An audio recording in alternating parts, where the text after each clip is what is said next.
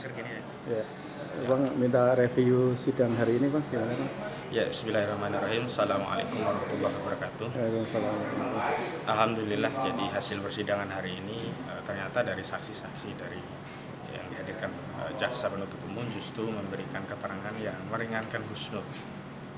Khususnya dari tadi saudara Refli Harun yang menyatakan konten yang dibuat Gus Nur dan Refli Harun yang tadi atas inisiatif mereka berdua dan membuat konten bersama, kolaborasi. Menurut Refli Harun ya tidak melanggar hukum. Atas dasar itulah saudara saksi Refli Harun tadi juga mengupload konten video serupa di akun YouTube Refli Harun. Terlepas akhirnya Refli mengakui menghapus konten tadi, tapi bukan karena itu melanggar hukum, tapi tidak mau ada problem polemik saja. Tapi secara hukum konten ini tidak bermasalah. Padahal saudara Refli Harun kan adalah seorang ahli hukum gitu. Dan saya kira tidak mungkinlah sekelas saudara Refli Harun ceroboh atau gegabah mengupload satu konten sebelum melewati proses validasi, proses apa yang namanya verifikasi, atau bahasa saya tadi saya katakan apakah melewati proses quality control begitu sebelum diupload. Dan Refli menyatakan ya sudah diproses dan itu bukan live video rekaman dan baru diupload setelah lolos seleksi gitu. Selanjutnya kita juga lihat banyak saksi tadi sebenarnya banyak menjawab tidak tahu, dan saya juga sangat menyayangkan, tapi apapun justru ini juga meringankan bagi Gus Nur. Dan yang paling penting ternyata ada semacam desain terhadap kasus ini, yakni apa yang dihadirkan dalam jawaban di persidangan yang itu diambil dari berita acara pemeriksaan, terutama dari video-video tadi, itu ternyata sudah dalam bentuk transkrip yang disediakan penyidik. Jadi bukan hasil materi tanya jawab penyidik kepada saksi sehingga saksi berdasarkan pemahamannya mengeluarkan pernyataan, tidak, tapi sudah disiapkan, disodorkan transkrip, saksi baru membaca dan kemudian menandatangani. Makanya tadi Refli Harun pun memberikan statement ya in general secara umum ya, tapi secara detail termasuk terkait titik koma, tanda baca, intonasi tentu tidak semuanya dibenarkan. Ada hal yang menarik, ternyata bukti yang dihadirkan tadi bukti yang tidak bisa utuh diputar. Dari 26 atau 28 menit yang bisa diputar cuma 3-4 menit. Dan ini tentu sesuai ketentuan pasal 6 Undang-Undang ITE kan bermasalah, karena bukti tadi kan harus bisa disajikan secara utuh.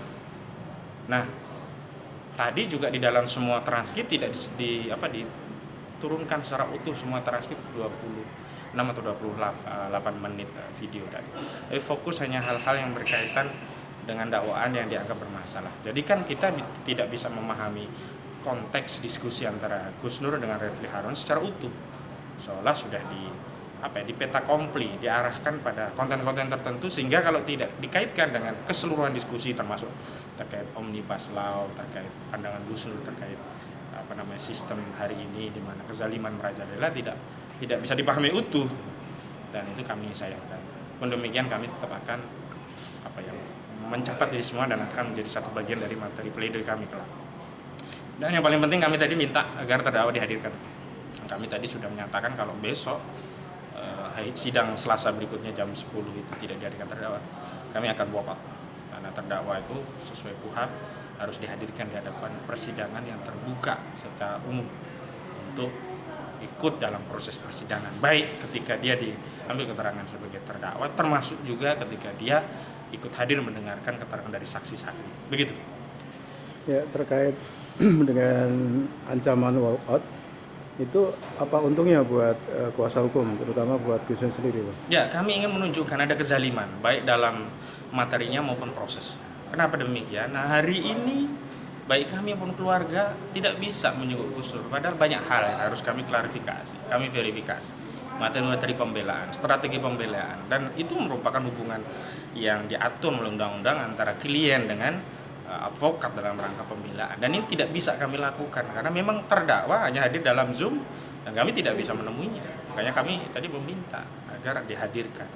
Untung ruginya tentu kalau terdakwa hadir, untung kami banyak, tadi maksimal memberikan pembelaan. Ruginya saya kira biasa saja, tidak ada ruginya. Kalau nanti dipaksakan tidak dihadirkan terdakwa, ya kami walkout saja. Dan justru akan menjatuhkan marwah atau wibawa pengadilan. Kenapa? Pengadilan tidak bisa memerintahkan saudara jaksa penuntut umum, padahal undang-undang mengatur bahwa terdakwa harus dihadirkan di dalam pengadilan. Memang ada persoalan pandemi yang menjadi pertimbangan khusus, ada perma khusus lah terkaitnya. Tapi di ketentuan pasal 2 di perma dimaksud, itu sebenarnya terdakwa tetap harus dihadirkan kecuali ada pertimbangan khusus. Tetapi di dalam perma itu juga dijelaskan kalau ada hal-hal terkait kendala, misalkan suara, gambar tidak jelas. Dan faktanya itu terjadi. Gus Nur berulang kali mengulang-ulang penjelasan karena tidak jelas. Dan kita tadi sempat molor lama, diantaranya juga kendala teknis, kendala masalah penayangan video, juga kendala masalah suara, apakah sampai dari kita, dari forum pengadilan ke Gus Nur atau sebaliknya. Maka saya kira tidak ada ruginya lah kalau dihadirkan. Apa sih yang merugikan gitu? Kalau persoalan pandemi hanya tambah satu terdakwa, sementara jaksa banyak, hakim 3, pengacara ada banyak, ada juga pengunjung. Urgensi terkait pandemi juga tak terlalu relevan kalau jadikan pertimbangan. Yang paling penting kita kan ingin mencari kebenaran material. Kita itu sedang mengadili untuk mencari kebenaran dakwaan loh, bukan sudah menganggap orang ini sudah bersalah sehingga layak untuk diberikan sanksi pidana, tidak gitu. Kalau nanti dalam fakta persidangan ternyata terbukti Gus Nur tidak bersalah, ya nggak ada masalah kan. Membebaskan terdakwa itu juga satu tindakan yang bijak gitu. Lebih baik keliru melepaskan terdakwa ketimbang salah memvonis terdakwa.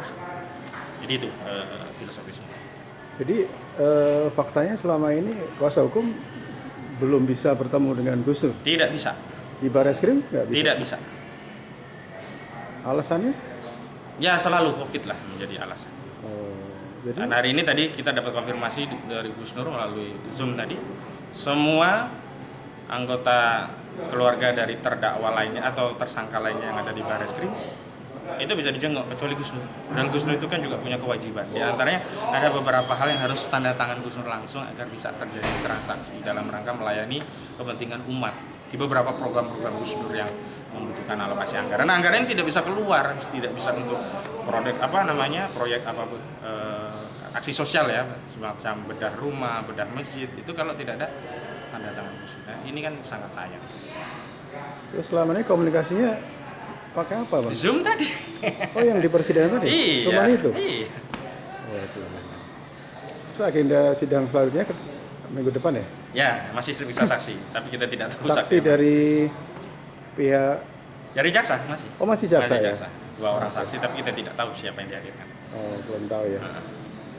Oke, Bang, gitu Bang. Terima kasih, Bang. Ya, Ulasannya. sama-sama mohon doanya ya, mudah-mudahan dimudahkan kami. Terima kasih. Terima kasih. Assalamualaikum warahmatullahi wabarakatuh. Waalaikumsalam.